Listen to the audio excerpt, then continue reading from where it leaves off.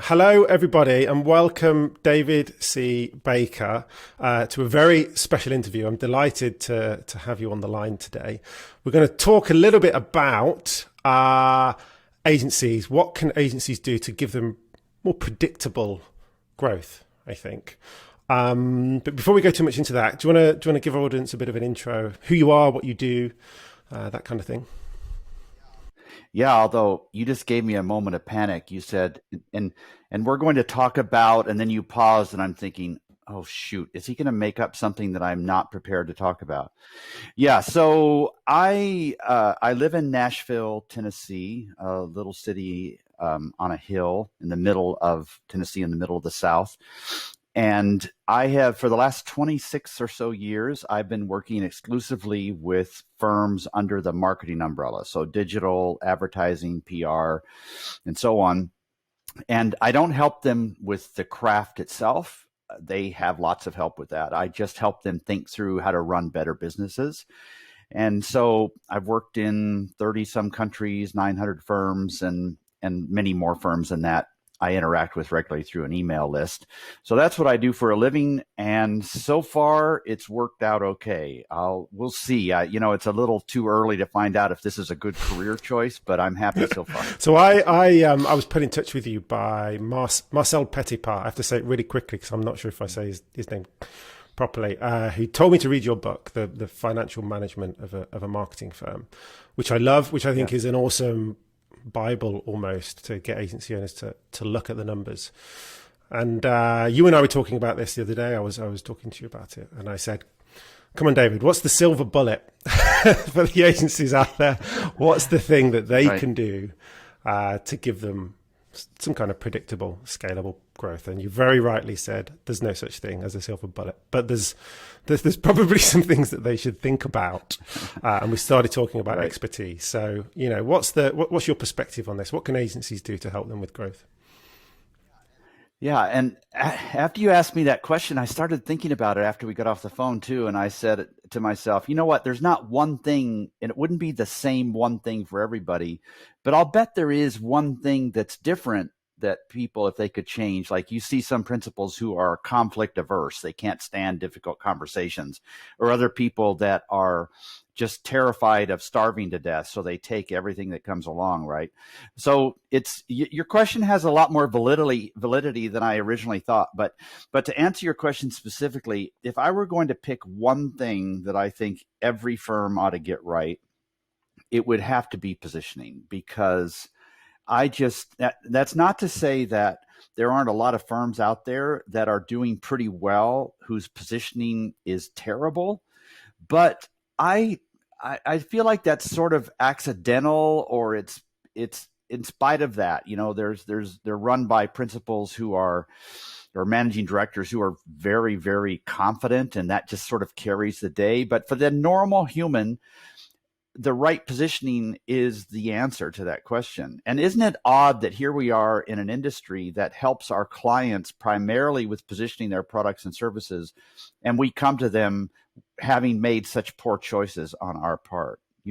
You passed along an email to me afterward where you had gathered the typical things that agencies say in their public positioning, and I just had to laugh because it mirrored exactly what I see everywhere. Is like everybody's saying the same thing. It's like, but I'm really different, and doggone it, people like me. Like, isn't that enough? I will share that. I'll put that into post when we put this together. All the stuff that agencies say, I couldn't agree more with you. Of course, there are a handful of agencies that are doing really, really well, who aren't positioned well. And I don't know about how you, but there's two things that are true with them. Either they're old, they were around in the 90s or the days of, the Mad Men, and they had the pick of the market. They had a monopoly. So they've grown before there was a lot of competition around. Or they've got lucky, right? They won the big client. They didn't lose the client. They didn't lose the account director who stole the client, and this series of events transpired to them getting to where they are. But for every one of those, there's 10,000 who aren't there. So let's not focus on what they did. Let's think about what we can do with the 10,000 to help them to scale more predictably. And and more scalability. So I've had 3 conversations today, I think, with agencies around positioning. And it doesn't matter if you're talking about internals and services. How do we become more efficient? Well, who are your clients and what do they want? Because we need to become efficient at that thing, right? You know, you can see how we ended up in this place because, for one thing, as entrepreneurs, we're in love with opportunity. It actually physically hurts us to say no to something that might lead to something, that might lead to something else. And so we end up saying yes to all these things, and we become a product of all of that opportunity. And then they step back and you look at all the things you've done and you say, oh, shoot, I'm really not positioned at all. I've just said yes to everything. That's one thing that drives us. Another is simply loving the creative process, loving the process of learning inside of so many things. But then when you contrast that with the other branches of professional services, like the legal profession or engineering or architecture or medical, none of them are saying, like, you don't have somebody who's a plastic surgeon saying, having a staff meeting on Monday morning, it's like, okay, folks, listen, the next time somebody walks in here that wants brain surgery, I don't want you to tell them to go down the hall. They're at the wrong place. Bring them in, tell them that we're glad to try this. This is something that I've wanted to do for a long time. Let's branch out. Let's give them a discount the first time, and then we'll build on this in the future. This is something. It's like nobody's doing that except for people in the creative services field. And at some point, it's humorous, but at some point you have to say, listen, in any other profession, we would call that malpractice, but we call that exploration. And there needs to be some degree of exploration, right? But clients need to be paying us for deep expertise, and it's ethical to do it that way. That I'm trying to be funny, but also serious. Yeah, absolutely. I love that metaphor. I will ask you for permission to borrow it if you don't. if you don't. Sure. Yeah, for sure. Then if it bombs, then don't mention me anymore, please. So we've mentioned positioning. We've mentioned expertise. You've said that. Come on, we're in the industry of this. We do this kind of stuff for our clients, right? So why can't we do it for ourselves? What is it? What do we mean by positioning from an agency's perspective? What I mean by positioning specifically, and by the way, that's a term that we misuse because the rest of the world doesn't use positioning in that way as a term. They call it business strategy. So what I mean by positioning is finding a way to appeal to enough of the marketplace so that there's enough opportunity, but not so much that you are interchangeable with others. I read a stat a couple of weeks ago that in Western Europe, there are 77,000 agencies. And that led me to this question. Does Western Europe need one more agency? Probably not, right? So if your positioning is not uniquely different from these other firms, then you're too interchangeable and you cannot command any kind of pricing premium. If your goal is just to stay busy, then positioning is not all that important because there's plenty of work out there. But if your goal is to make a deeper difference on behalf of your clients and to command some sort of pricing premium, then it's important that your work is not easily interchangeable with another firm. I used to have this exercise I did back in the days when we used to meet together as humans. And I would say, all right, everybody, take a second, take a slip of paper, write down the 2 or 3 things that are absolutely unique about your firm. In other words, they just couldn't be embraced by somebody else. And I'd be very specific in these instructions, and they'd take about 2 minutes to do this. And then I'd say, all right, everybody stop. Now hand that slip of paper to your neighbor. And then I would just randomly call on people to stand up and read and see if they could embrace what somebody else had written about them. And in almost every case they could. It's like, we just don't get it. We can't.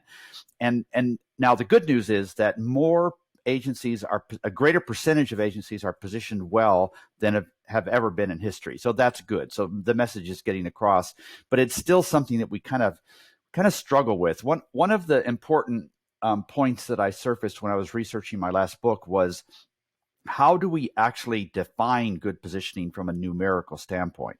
So let me mention that. So here we are, an undifferentiated firm, and you're kind of walking along this path, and your goal is to be more relevant to just a smaller group of people, which that's not a terrifying concept, but the reverse of that is that you're becoming less relevant to most of the people that you were before, right? So when you walk down that path, how far do you have to go? And the answer is that you hit the green light when there are fewer than 200 competitors and fewer than 10,000 prospects. And then you can keep walking. So those numbers keep dropping. You become more and more specific. And when you get below 10 competitors or 2,000 prospective clients, then you've gone too far. So that's that sweet spot between those two where you're ideally positioned. Yeah. So the slide that you mentioned that I sent you, this stuff all the agencies say, came out of a survey that we run with agencies, and we say, why should I buy from you? And not from your competitors, and we get this list of stuff that I'll put into the video. And the reality is that if I'm a client and you're pitching to me, and I've seen 4 other agencies already, and you're the 5th, and I'm ultimately saying to you, why should I buy from you, not from everybody else? I get the same stuff replayed back to me. So what am I going to do? I think you mentioned, you're competing on price or chemistry, and that's a beauty contest.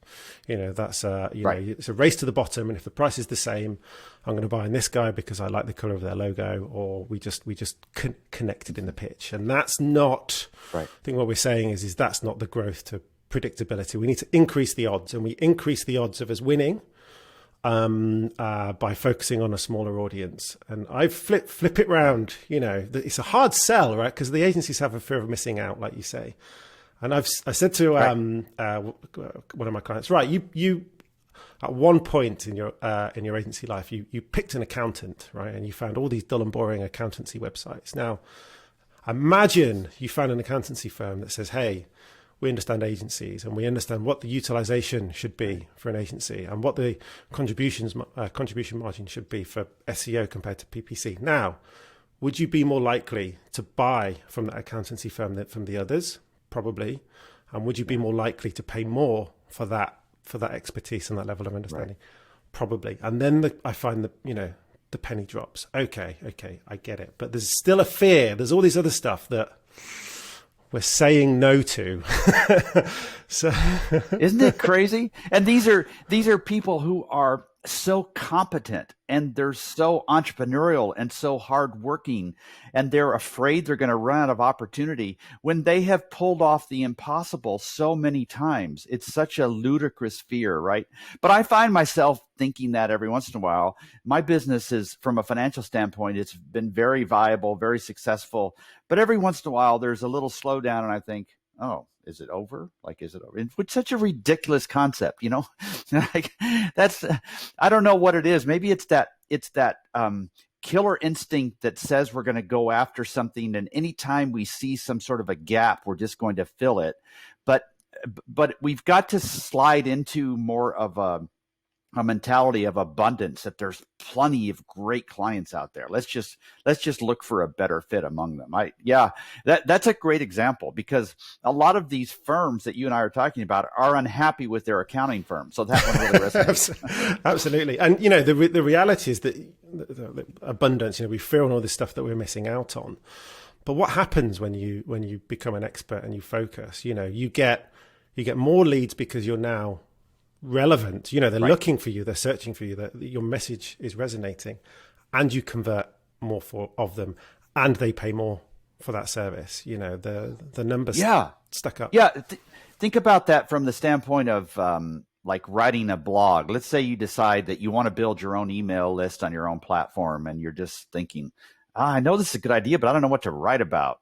I've got all these possible things to write about, but I don't know what to write about. And then you overlay on top of that the idea of tighter positioning, and you think, well, I'll never find anything to write about then. But the opposite happens. And my podcast partner, Blair Enns, talks about this all the time. You're afraid of opening the door and going inside this room and leaving the apparent world behind you. But you go in that room, and all of a sudden you see all the other doors in that room that you never would have seen until you got in there. Like, I have more than 380 possible newsletter topics queued up. I'll never run out of things to talk about because my positioning is so tight. And it's just one of those irrational fears we have that somehow we're going to run out of opportunity, when in fact the deeper we dig, the Yeah, more there is. I mean that really resonates with me personally. So I could be, so I'm a coach that works with digital agencies. I could be a coach. You know, there's a lot of just coaches out there. And who do I target? I target perhaps architects and perhaps some agencies and perhaps everybody and mechanics. Now, what content do I write to try and attract them? Really bland, boring stuff that doesn't really appeal to anybody whatsoever. And like you say, I go, right, I'm going to be focused on agencies, and I walk into that door, and all of a sudden, where do these guys hang out? They hang out on these sites. And what challenges do they have? They have these challenges, so I can write content to address these challenges. Clarity, it's like Neo in the Matrix. All of a sudden, you do your positioning and you look at the audience and you just see you see the Matrix, I think, for what it is. I'm working with two firms right now, one in the UK and one in Australia, that specialize in conversational AI. Okay, so that's the idea that you are interacting with your customers through automated voice or automated text or so on. And because of the choice that they're making there, I know exactly who their ideal client is. And I know where they hang out, like you just said. I know how to reach them. I know the kind of things we're going to talk about. All of a sudden, the studio lights are on and the marketing plan is completely clear. Now, like you and I both mentioned at the beginning, there are a lot of firms that are doing okay without tight positioning. But if they all of a sudden falter and they need a marketing plan or lead generation plan in order to smooth out some of those gaps, I don't know how to write a marketing plan for a firm that's not well positioned. Right? It's all types of content to all types of people on all possible channels. Now, none of whom care about it. That's a really hard thing to write. Now, here's a challenging question for you. So base off of this one. All of my clients and the types of agencies that I work with, they're digital, right? The office and digital service, right. PPC, SEO, programmatic, web design, build, etc.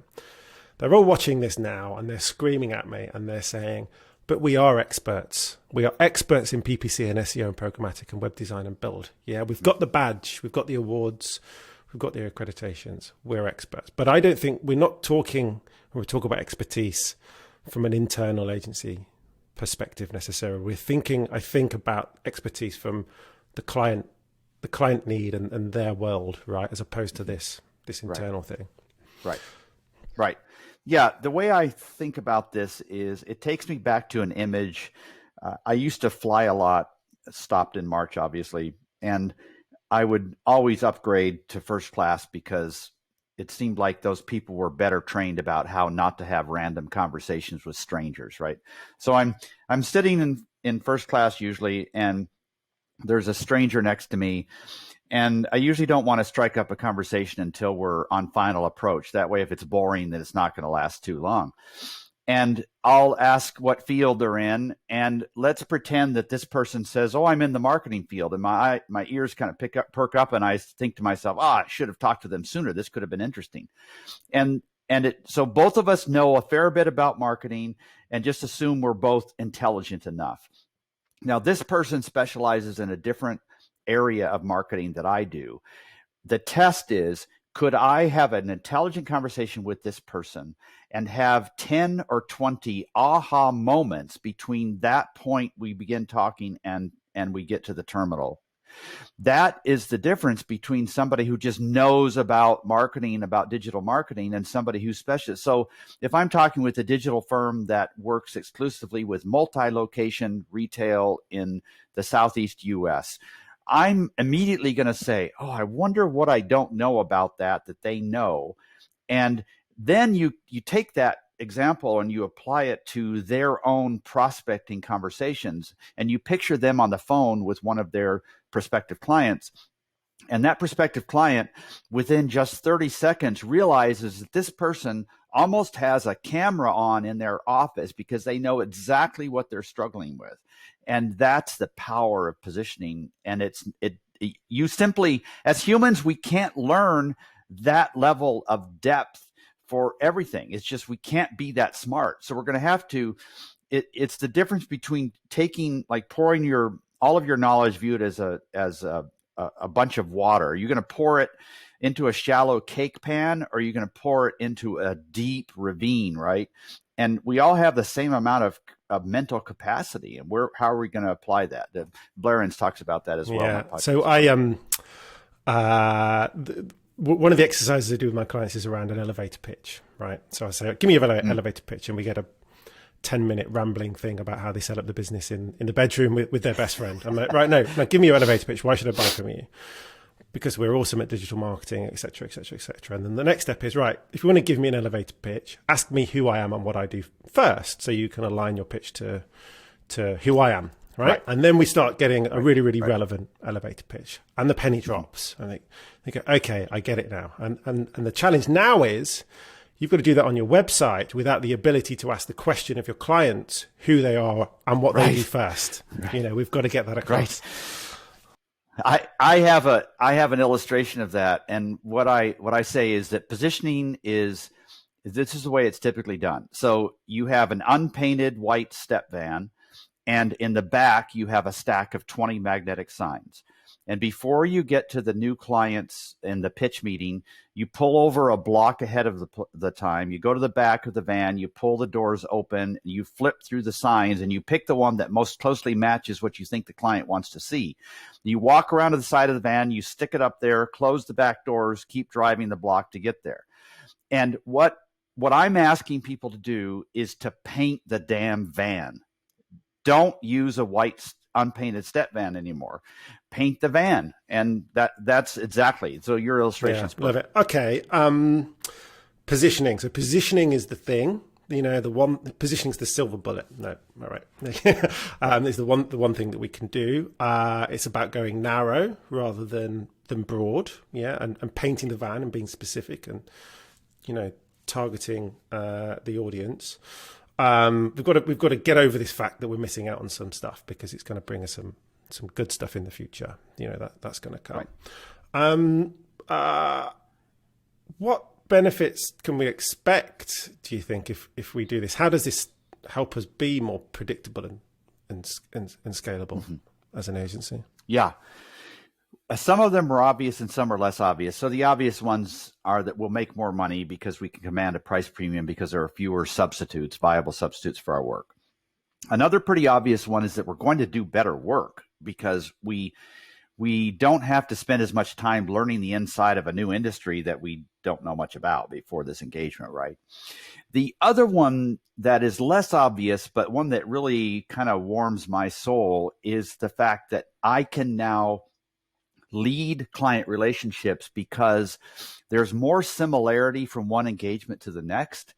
And so I'm not just simply an order taker, like I'm taking a dinner order in a restaurant, letting them tell me whatever it is they want. I'm leading that relationship, which means there's more efficiency. We get more done. I can have a more prescribed set of services, and in most cases, most clients use most of those services.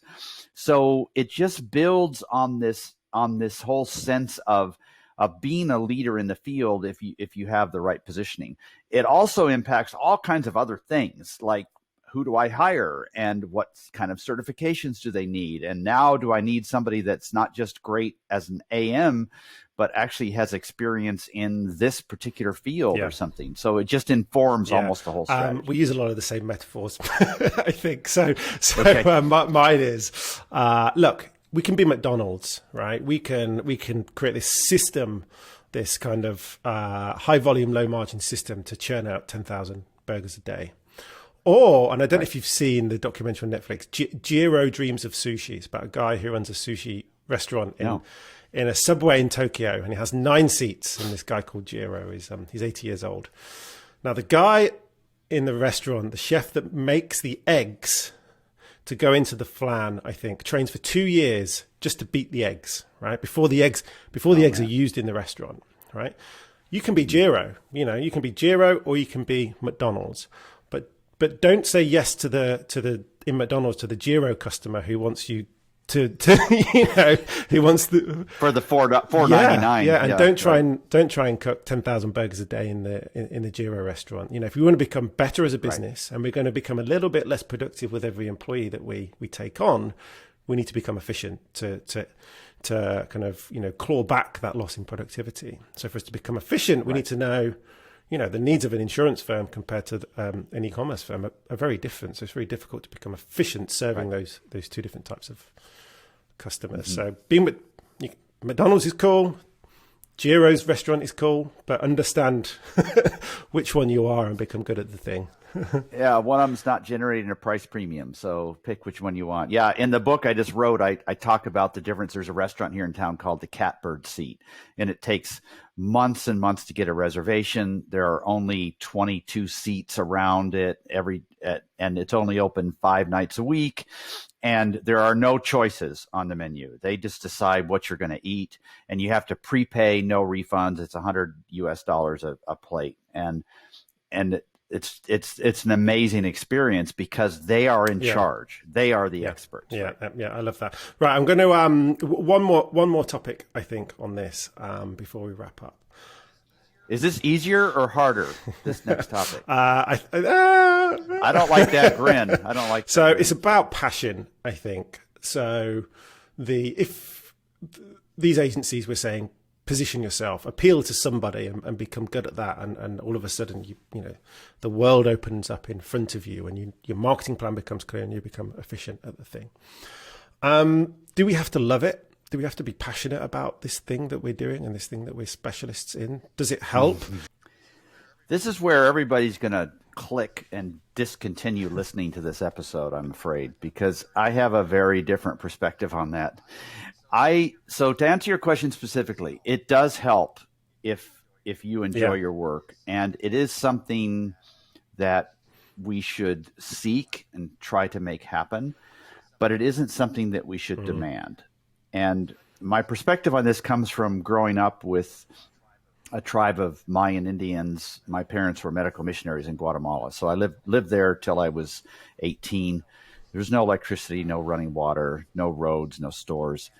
And the notion that we must find something we love and do it is such a narrow, strange notion to me, because it cannot be applied to billions of people around the world. They just simply don't have that option.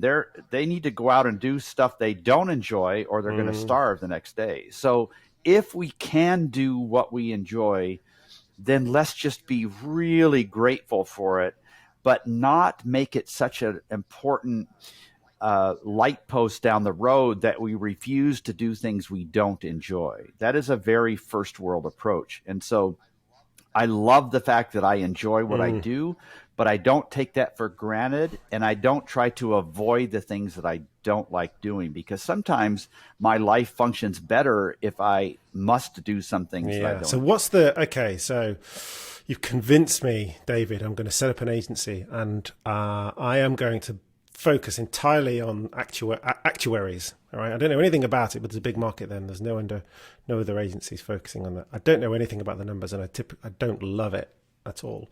What motivates me? Where does the drive and the motivation come from? I guess this is personal, is it? It's personal motivation and drive for what the end game is. Yeah, well, what should motivate you is the fact that you're making a real difference on their behalf, that you're making good money, and that it funds your life outside of work. So part of what the part of the problem that we've grown up with here is that we're so sold on the idea that we must love everything we do, that we chase doing the things that we love all the time, and there's less separation between our work and our personal lives. And so because of that, because we don't have these very active personal lives, then we must enjoy our work life. And for me, I happen to love most of what I do, but I have such an interesting life outside of work that I get pissed off when my work life doesn't deliver the money I need to do those things and doesn't give me the time I need to do them. So part of it is answered by that, really. And I don't think you would ever choose an actuarial path unless you had experience in it and enjoyed it, right? there's zero benefit in not loving what I do. Absolutely. That, like, I don't want to make that argument. But I just want to view it more as I'm so grateful I enjoy what I do. It's not a demand on my part. Yeah, awesome. Well, I tell you what, we're gonna wrap up. I would love our audience to view this on their lunch hour and still have time to eat some food as well. So a nice 30-minute segment. It's been really interesting speaking with you. Thank you for giving your time today. I'm going to give you a proactive plug on your book. So the financial management of a marketing firm. Please, agencies, buy it, download, pay for the ebook. It's talks a lot of sense, and it's super relevant for a lot of the digital agencies that I work with. And your most recent book, the Business of Expertise, how entrepreneurial experts convert insight to impact and wealth, which covers a lot of the stuff that we've been talking about today. Thank you for your time. It's been awesome. Thank you, David. You're welcome.